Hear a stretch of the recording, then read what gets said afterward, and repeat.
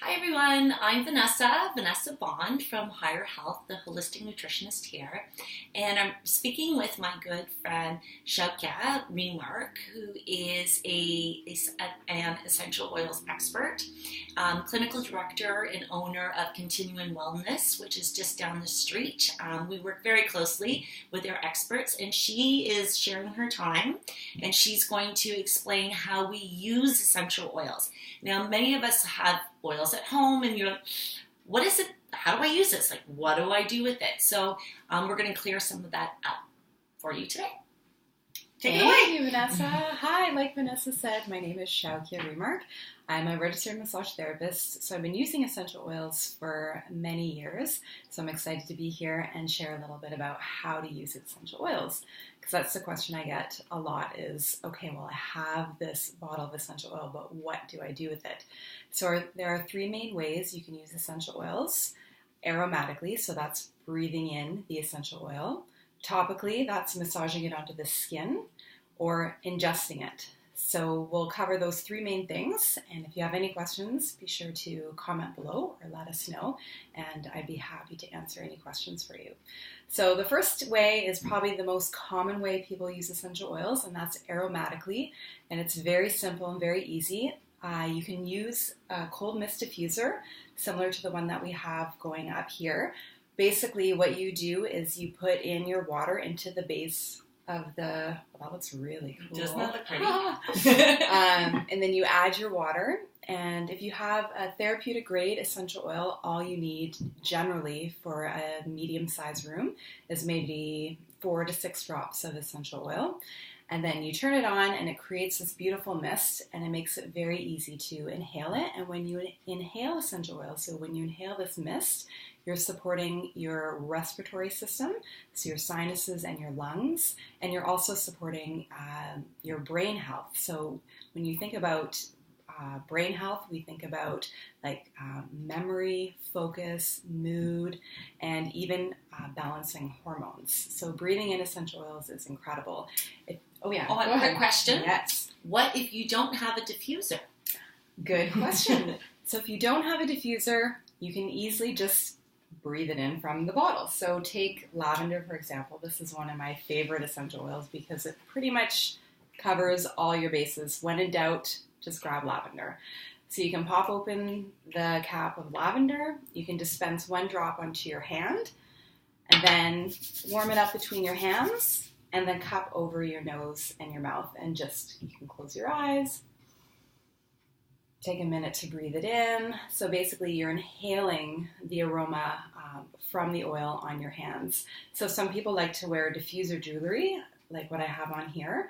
So you can put your oils on the jewelry and you can breathe in the aroma that way. And so that's a simple way to get the benefits of inhalation therapy from essential oils if you don't have a diffuser. Some people also like to use maybe a cotton ball, and they'll put a couple drops on that, and you can stick that into your air vents at home or into your car vents in your car, and you get this little homemade diffuser using the air that's blowing up from the vents.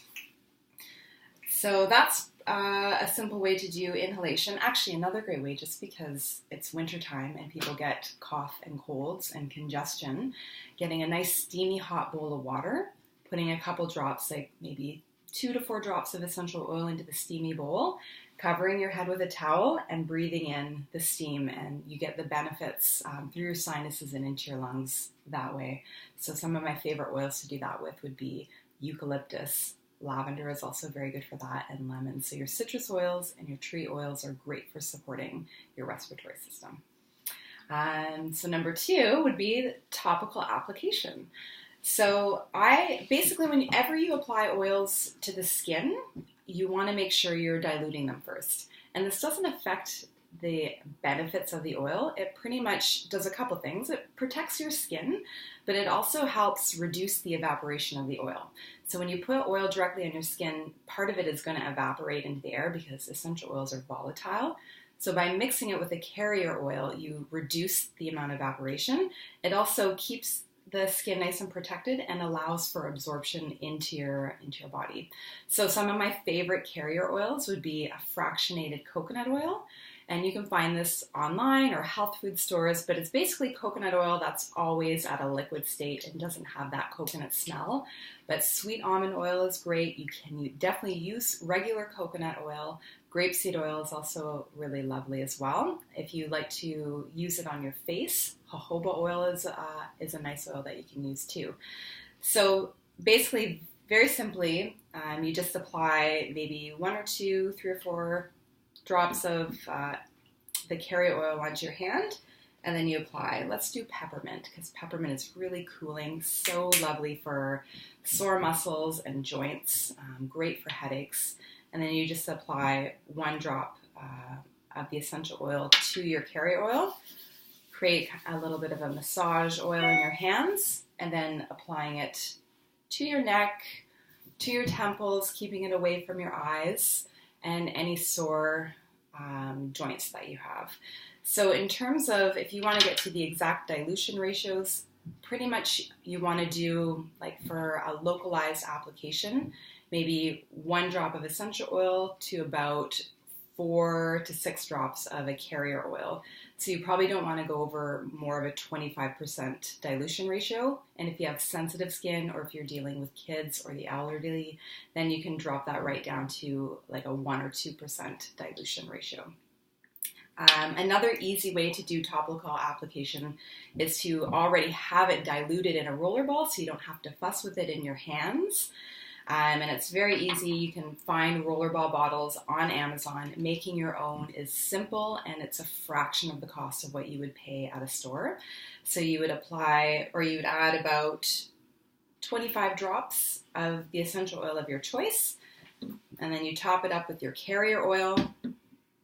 You pop on the rollerball fitment, and away you go. You're ready to apply essential oils topically. Great for on the go when traveling. You can apply to your wrists and you can breathe it in. You can apply it to your chest to help you breathe better, or everyone's probably heard of the peppermint halo that we were talking about. Great for headaches, rubbing it on your neck and on your temples. All right, so I will be trying that. Yeah. I love rollers. All right, and then the last way that you can use essential oils is through ingesting them. However, I just want to make a disclaimer, you don't have to ingest essential oils.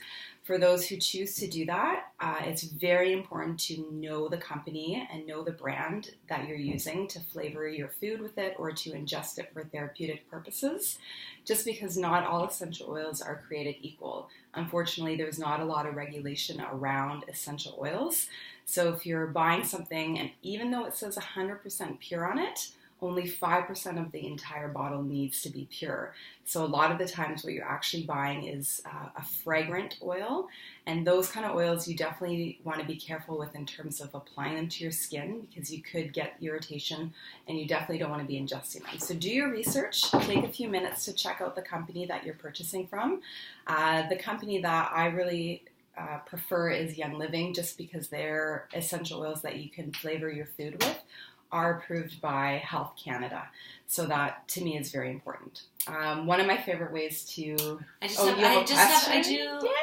Yeah, so it's 5% purity. What is the other? Is it synthetic scents that they're putting in? And what are some warning signs so you can kind of tell the difference? Like for me, sometimes I get headaches when it is not a pure, 100% pure product. I'll get, because I'm sensitive to chemicals. Is there anything else that you should look out for or watch for in terms of asking about purity with essential oils? Yeah, it's a tricky thing just because the majority of oils that are on the market are purchased from basically what's called an oil broker. And so you're trusting what the oil broker tells you, and they're just putting their company label on the essential oil. So oftentimes not even the company knows what's in the bottle. So if your company can't tell you where they've sourced their oils from, where their farms are, their farming practices, that's a huge clue.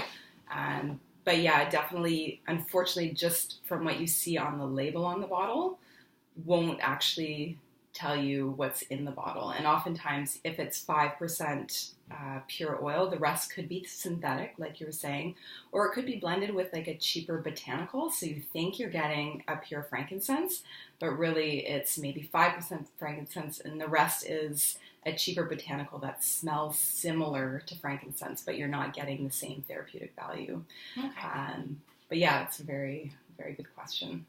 So in terms of, one of my favorite ways to consume essential oils is through a product called Ningxia Red. So Ningxia Red is a wolfberry puree that's infused with citrus essential oils.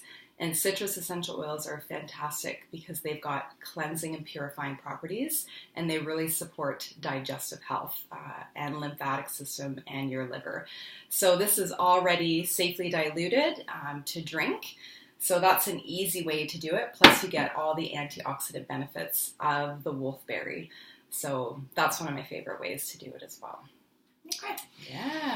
So we've learned how we can use our essential oils now through inhalation, through topical application. I love the rollers and the fact that you can make these on your own and do your own blends. Perfumes. I would love to make my own perfumes too. Yeah. And perfumes for different moods, different occasions, different days. And then also to learn about when we're ingesting essential oils, because there's a lot of recommendations out there about taking essential oils internally. We need to be careful. Mm-hmm. So thank you very much for your time. I really appreciate it. Yeah, happy to be here. Okay, and that's it, guys. Yay. Thank you.